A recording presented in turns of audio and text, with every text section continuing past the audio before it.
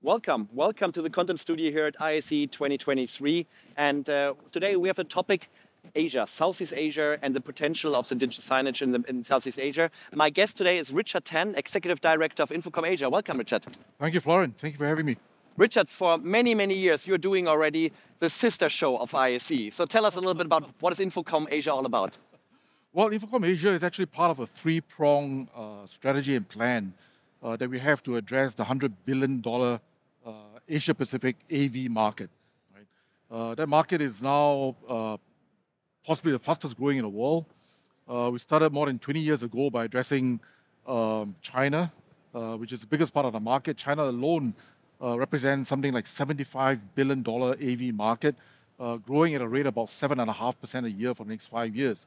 But when we started 20 years ago, it was a very small market. So for us, the objective is to be able to get into a market with an event that will help to spur growth of the AV market within those countries. We started with China. And then we went on to do the same for India as well. India today is growing nearly 8% a year. And it's a $8.5 billion market. And then we introduced InfoComm Southeast Asia in 2019, right, as the third leg of our three-prong strategy. Because those are the three largest markets in the whole of Asia: China, India, and Southeast Asia. And it's quite fascinating to know that when you look, at 2023 figures, GDP figures, the biggest growth will be in exactly in this region. Exactly, yes. In fact, even for the AV market, China, India, and Southeast Asia will be among the fastest growing AV markets in the world for the next 10, 15 years easily. So those are very important markets. And we wish we could have a show like ISE for Asia. Right? But Asia, unfortunately, is nothing close to the EU. It's not a congruous market. It's not an integrated community. It's essentially a basket of many countries, all separated by waters. So for us to do a show for the entire Asia-Pacific market in one particular location, it's very difficult to make that work because everywhere is a flight away. So it'll cost a lot of money for folks to get onto a plane, book a hotel room just to visit a show. So we knew the impracticality of doing that right from the get-go. So we wanted to take a different approach by saying, let's do shows for specific countries and regions that are the most important. And we started with China, India, and then now Southeast Asia in 2019. And we've now changed the position of InfoComm Southeast Asia to one of being a show just for Southeast Asia to one that is a show largely for the Asia-Pacific market.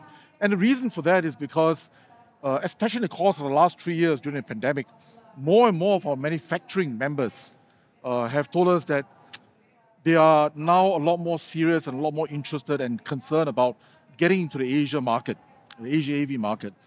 But when they want to do that, they look at what we have to offer in terms of platforms for them to come and enter into the Asia market.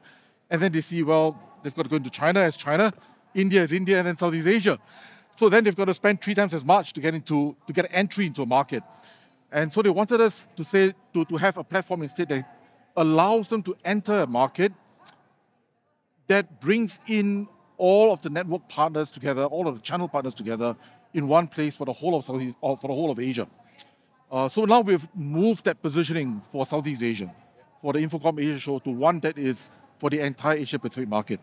That show is going to bring the AV channel, the integrators, the consultants from right across all the Asia-Pacific countries to one place.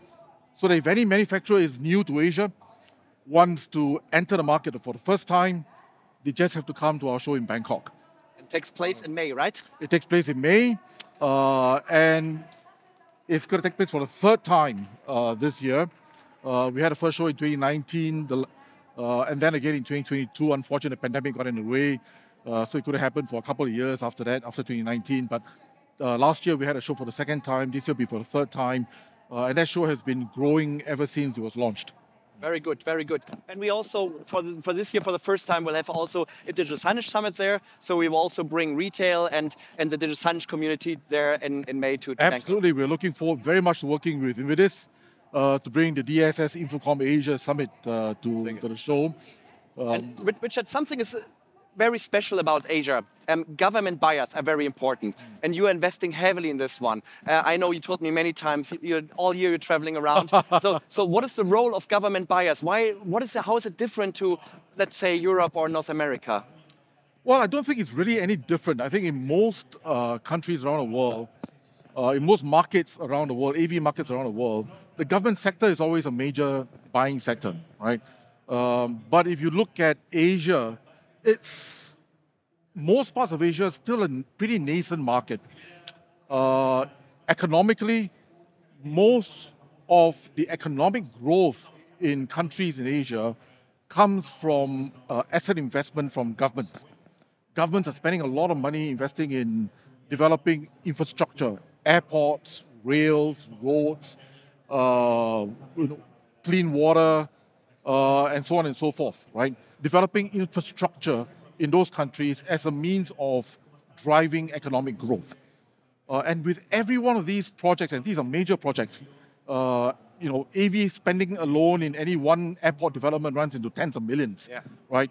And these are major projects that our exhibitors can benefit from. So for us, we focus very much on that as well. And we try to meet up with all the government agencies across all the countries in Asia to get them to understand more about AV technology, how it helps them in those projects, and helps them to develop better technology, more sophisticated infrastructure for the countries, and to encourage them to come and visit the show. So it's another reason to go to Bangkok. It's not only to see exhibitors, but also to have a chance to meet all these buyers, right? Absolutely, absolutely, yes. That's really good. So Richard, we have to come to an end. Just to remind everyone again. So InfoComm Asia takes place in May on? It takes place in May from the 24th to the 26th. We have a second show going on in China. When is this? China is 19th to the 21st of July. And last but not least, India? And last but not least, India, and the last week of October. Good, you managed that, fantastic. Right. Richard, thanks for being our guest today, and looking forward to seeing you and all our invidis fans, obviously, in Bangkok in May. Thank you. Thank you, Florence.